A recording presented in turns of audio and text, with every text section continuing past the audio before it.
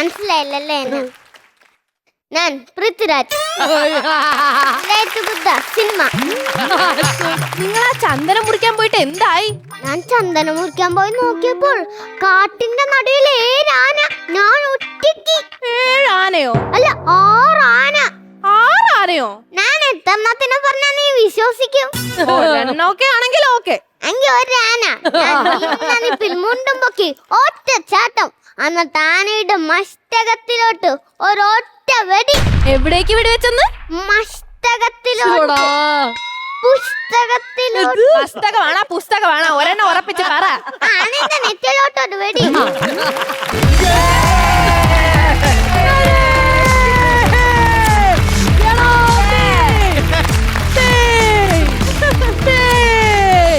അപ്പം cutie the beauty shop ഇന്നത്തെ മെയിനസ് താനേ. പ്രിയ സുഹൃത്തുക്കളെ, അതാ കടന്നു വരികയാണ്.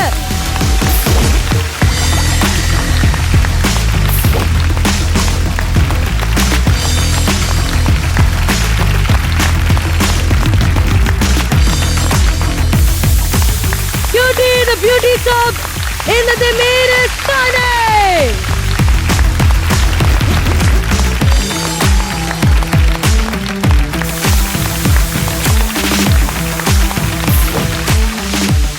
ഓക്കെ, ഇത് മാത്രമല്ല, ഇനി ക്യൂട്ടി ദ ബ്യൂട്ടി സോപ്പിന്റെ ഗിഫ്റ്റ് ഹാമ്പറും തനിക്ക് ലഭിക്കാണ്. അതുകൂടെ കൊടുക്കണ്ടേ?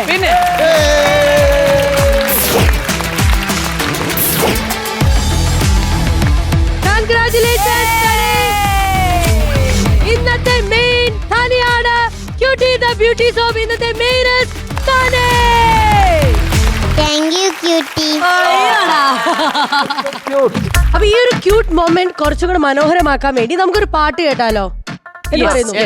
എങ്കിൽ നമുക്ക് നമ്മുടെ രാമപുരത്ത് നിന്ന് വന്ന SHLP സ്കൂളിലെ വിദ്യാർത്ഥിയല്ല പാടാൻ പോകുന്നത്, ഒരു പാരന്റ് ആണ് പാടാൻ പോകുന്നത്. PTA എക്സിക്യൂട്ടീവ് മെമ്പർ ആണ് ജെൻസ് ഗോപിനാഥ്. Hi bro.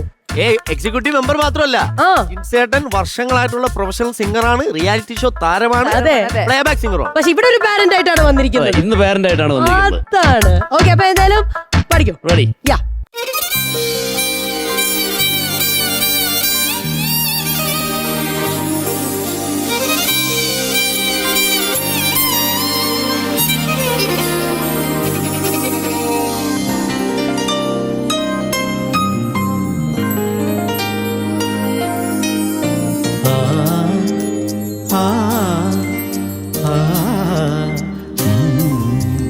മല്ലികപ്പൂ പൊട്ടു തൊട്ട് അല്ലിവയിൽ ചില്ലണിഞ്ഞ് അന്തിനില പന്തലിലെ മുന്തിരിത്തെ മുത്തെടുത്ത് കുറുകൂടെ കിളി കൂറുകവേ കുളിരൊഴുകവേ കഥ പറയവേ മധുചന്ദ്രരേഖയായി വരവായി ചാരണി.